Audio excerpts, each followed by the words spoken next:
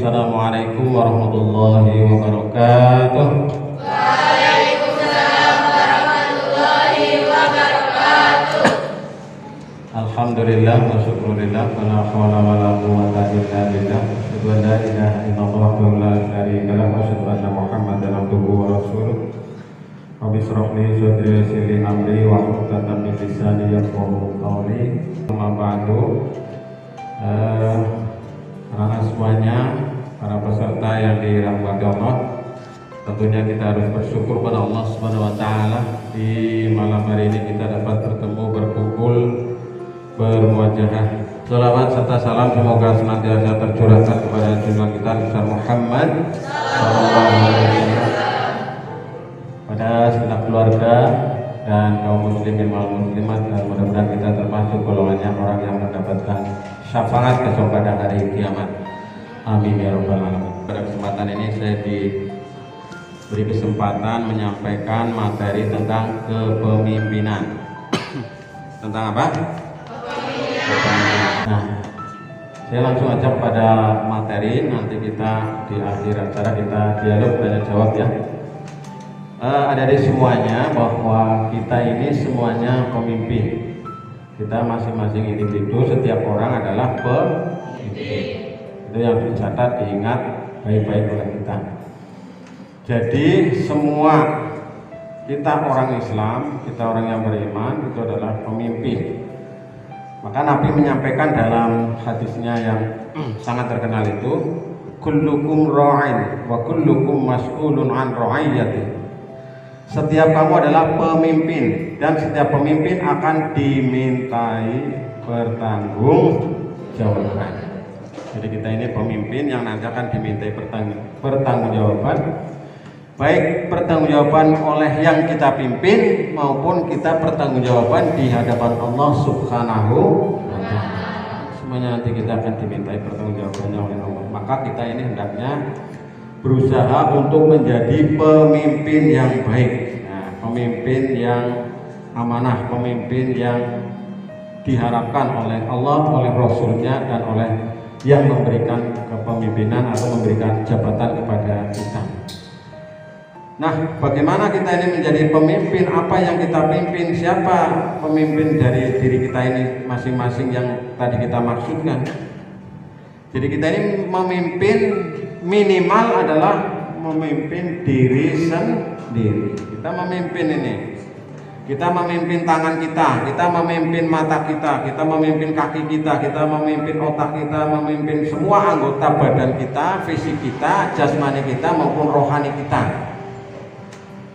Nah, ini akan dimintai pertanggungjawaban. Nanti pada hari akhir, pada hari kiamat nanti semua akan diam, kecuali nanti akan berbicara adalah tangan kita, ya. Mulut kita akan diam, mulut kita tidak bicara, yang berbicara adalah tangan. Kok bisa? Bisa. Saya tadinya juga nggak percaya, tapi setelah saya merenung, kemudian saya pernah ke luar negeri, ke bandara itu cukup kayak gini, tul begitu. Cukup pakai jempol ini, tul begitu. Semua data kita itu keluar, nama, alamat, tanggal lahir, kemudian istri, anak, jabatan dan sebagainya, semuanya ada. Ini baru ini jempolnya aja, tul begitu, pakai alat yang ada di bandara itu.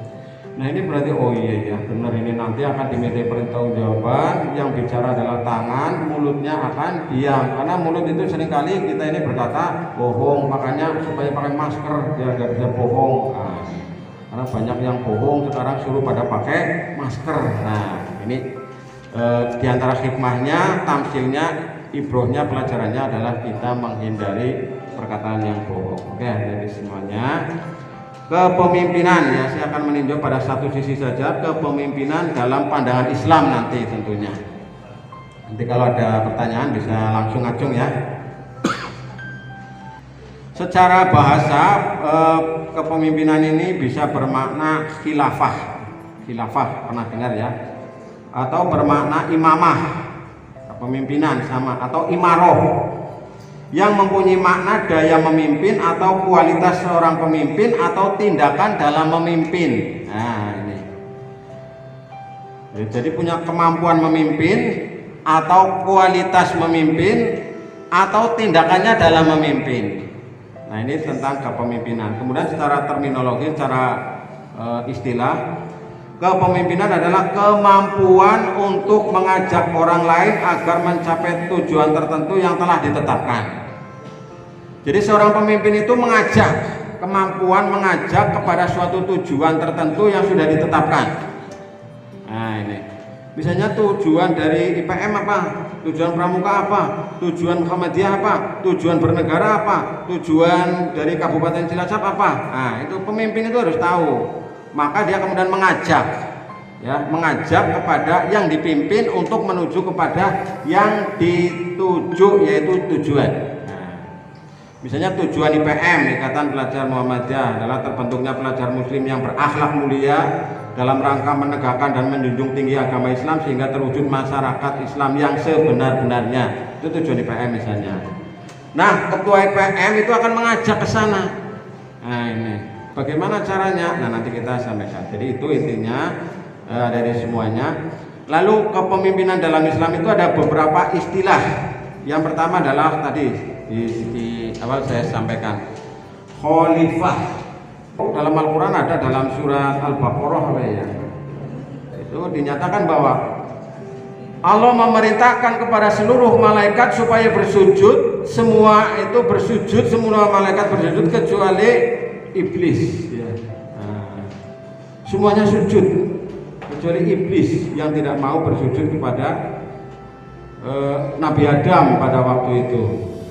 Maka kemudian setan ini menjadi makhluk terkutuk karena membangkang kepada perintah Allah, yaitu untuk bersujud atau menghormat kepada Nabi Adam alaihis. Nah, ini khalifah dalam pengertian yang pertama. Kemudian yang kedua, pemimpin juga bisa berarti ulil amri.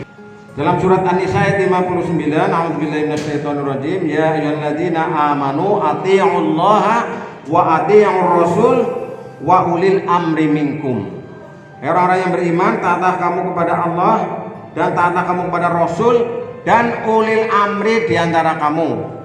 Ulil amri itu artinya adalah orang yang punya kekuasaan, pemerintah atau pemimpin. Nah, jadi ini pengertian yang kedua, ulil amri.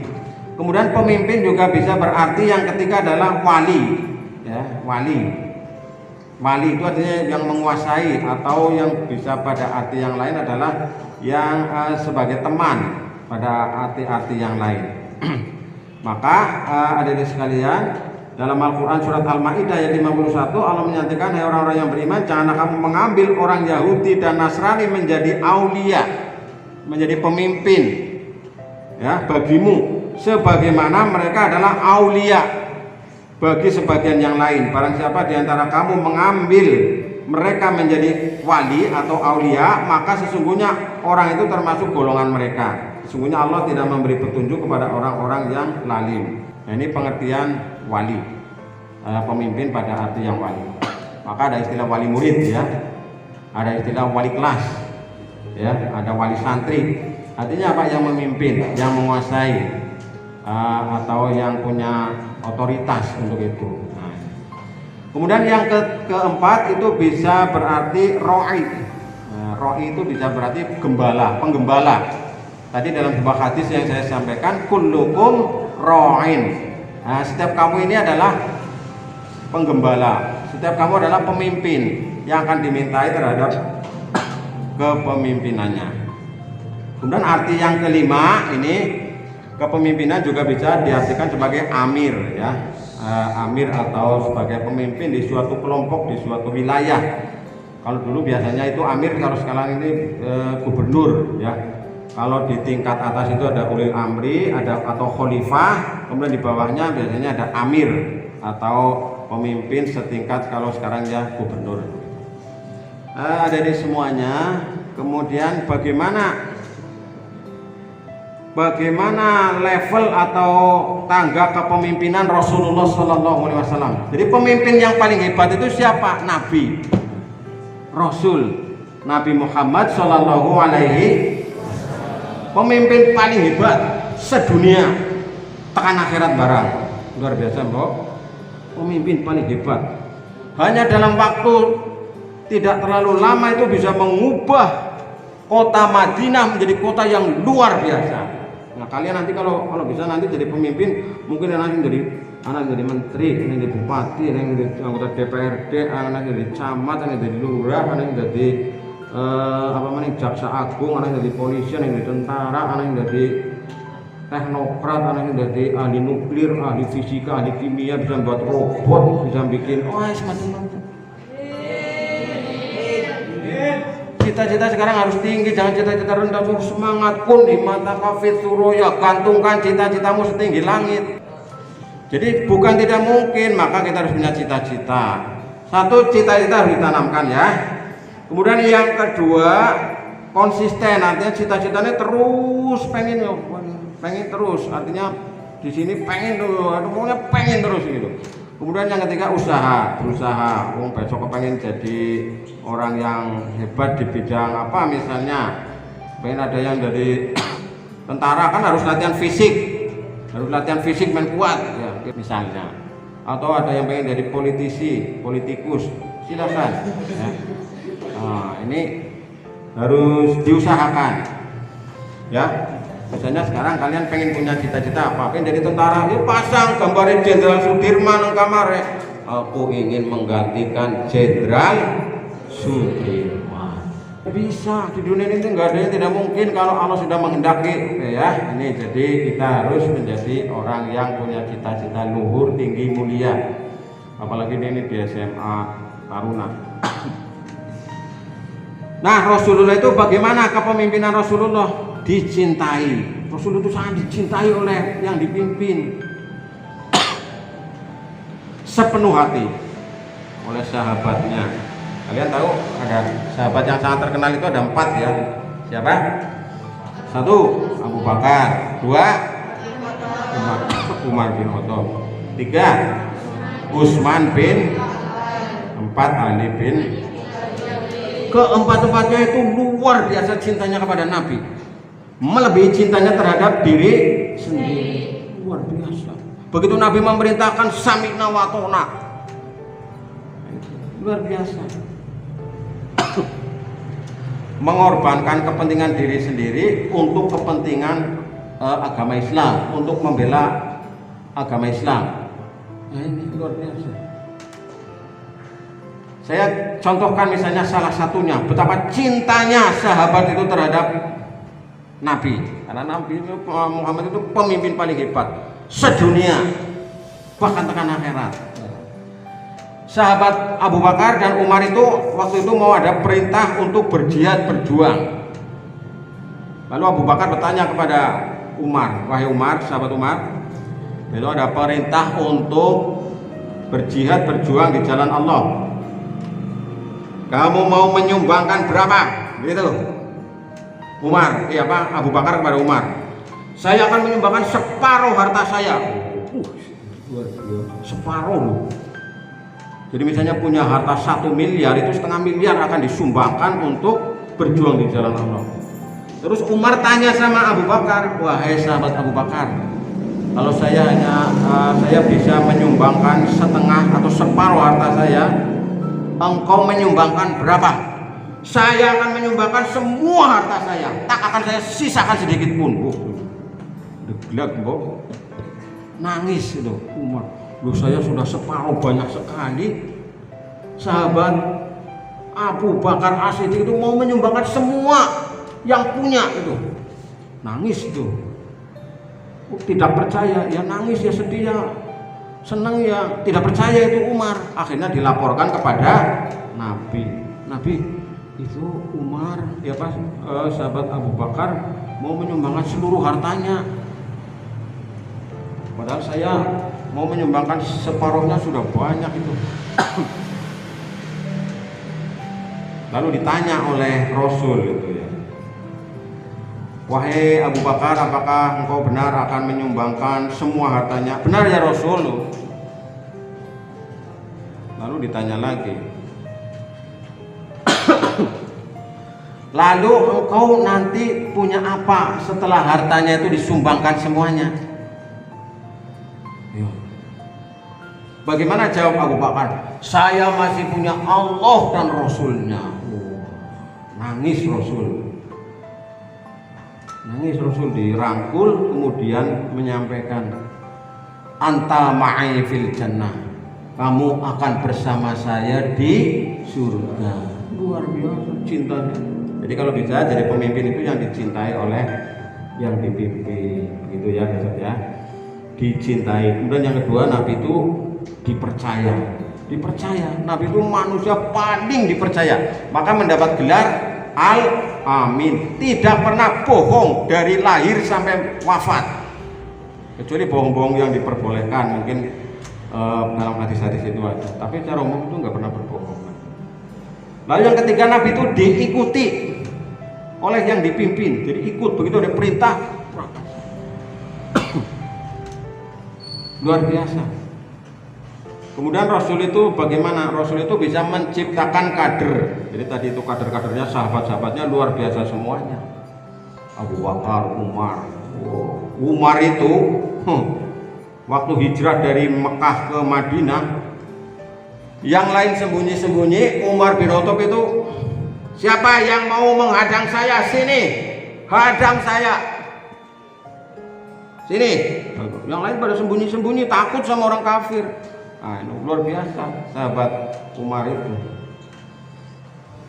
dan seterusnya. Kemudian Rasulullah itu yang kelima adalah pemimpin abadi sepanjang masa sampai sekarang ya. Nah, ini level atau tangga kepemimpinan Rasulullah Shallallahu Alaihi Wasallam. Silakan ngacung, ini anak laki-laki ya.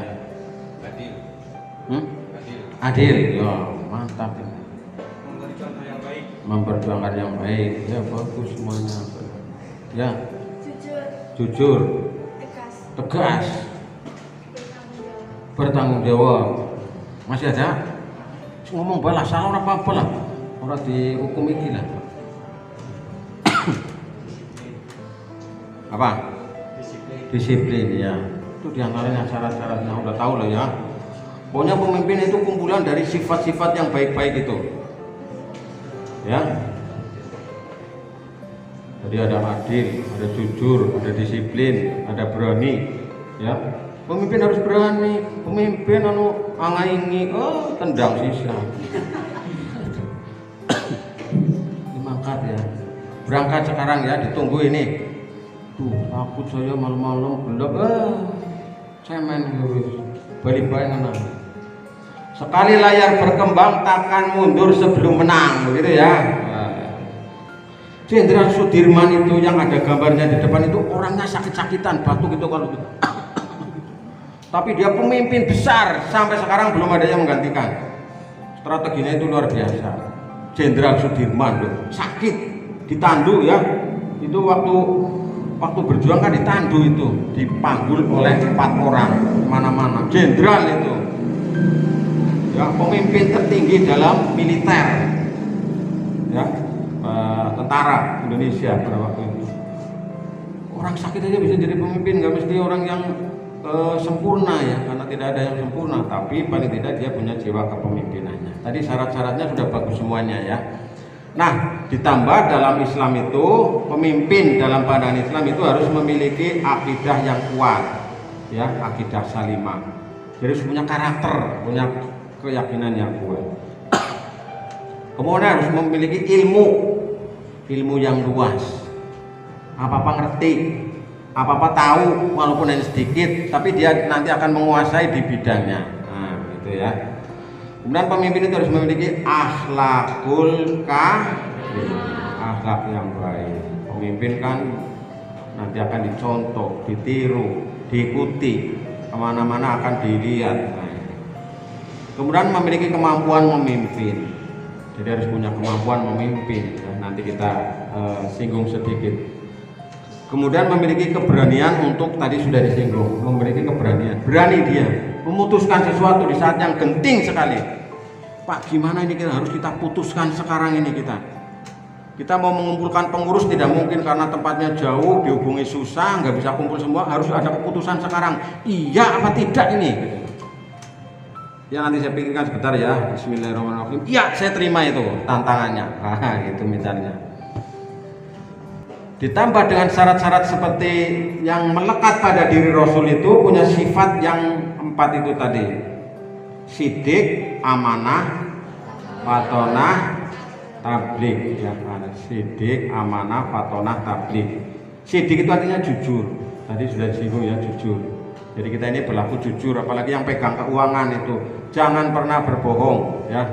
Kalau misalnya pakai itu karena sesuatu ya mohon izin, atau ada tulisannya atau ada buktinya. Jangan sampai lah ngukur titik iki, dilurut, titik iki. Nah ini misalnya jujur. Amanah dapat dipercaya ya. Jadi kita ini harus menjadi orang yang bisa dipercaya. Dititipi sesuatu ya disampaikan kepada yang berhak menerima. Tabligh artinya menyampaikan.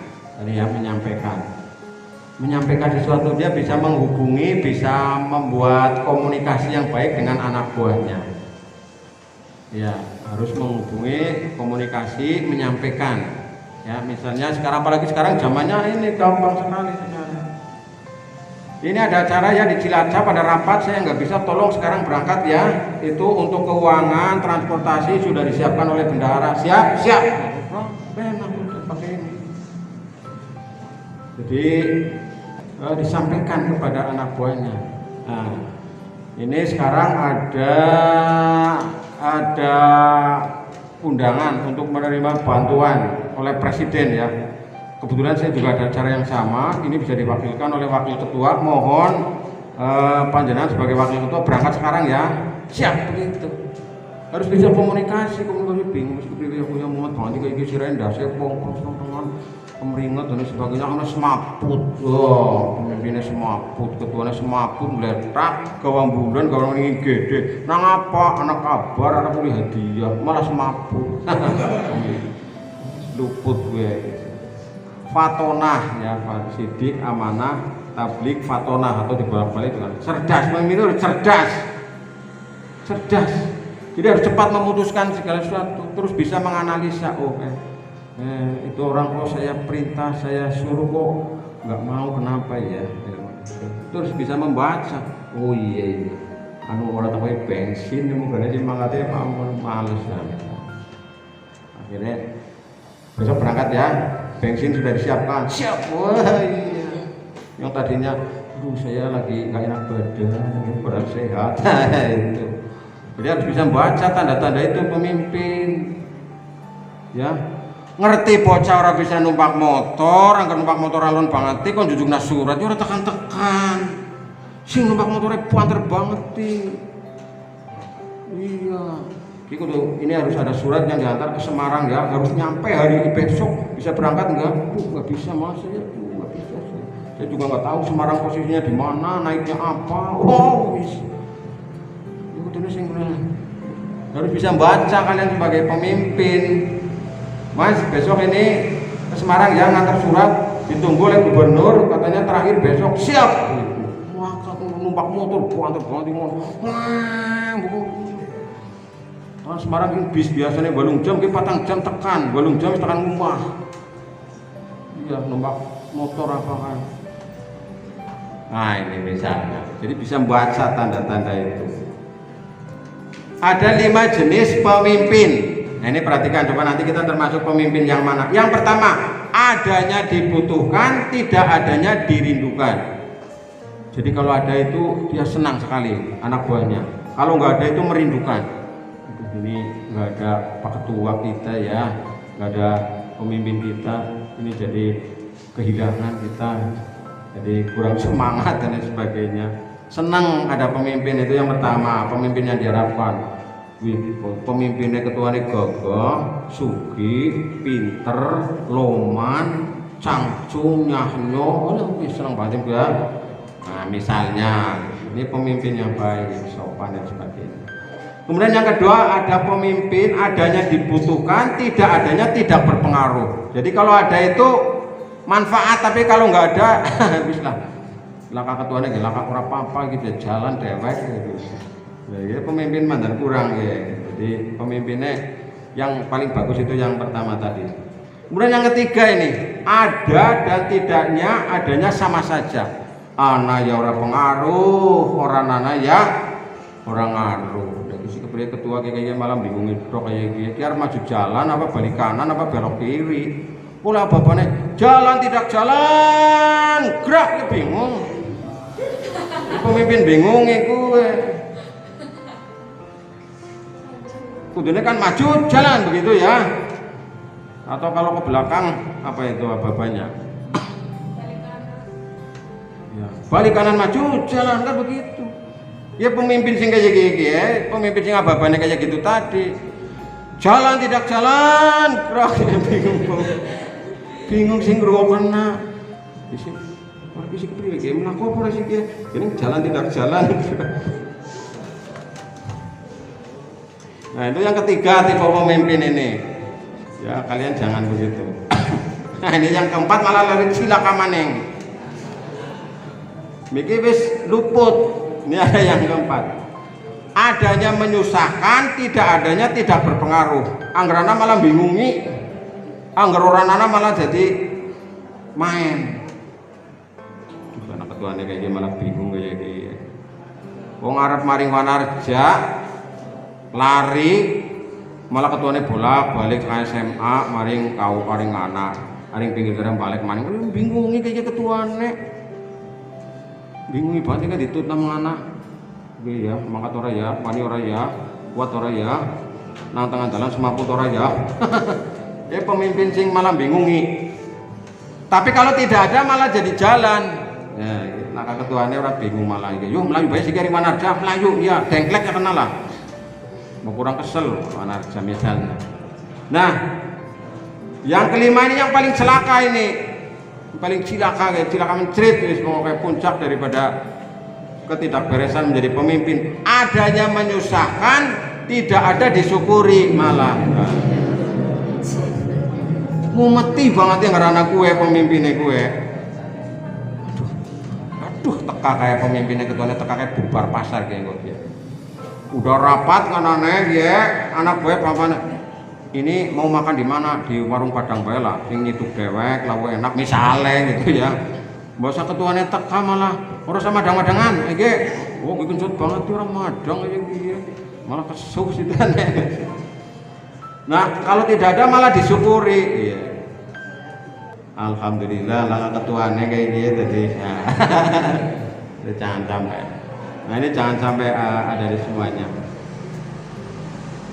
Nah, sekarang yang terakhir ini bagaimana kita meningkatkan kinerja sebagai pemimpin ya. Ada beberapa hal yang ingin saya sampaikan ini. Yang pertama kaitannya dengan peningkatan kinerja ya. Jadi pemimpinnya bisa memimpin kinerjanya apik karena baik kepriwe. Yang pertama manfaatkan waktu dengan baik ya.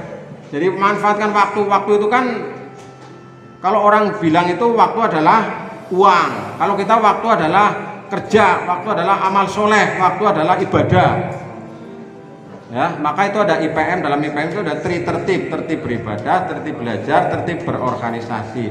Nah, kita harus memanfaatkan waktu. Wis sedikit cepat ya. Berangkat sekarang ya. Nanti setengah jam lagi pulang. Ya, ditunggu. Siap. Nah. Kemudian sinergi kerjasama. Jadi harus ada kerjasama. Sekarang itu tidak ada Superman, tidak ada Batman, yang ada Walkman ya sekarang. Sekarang yang ada itu super teamwork, sama-sama bekerja dan bekerja sama.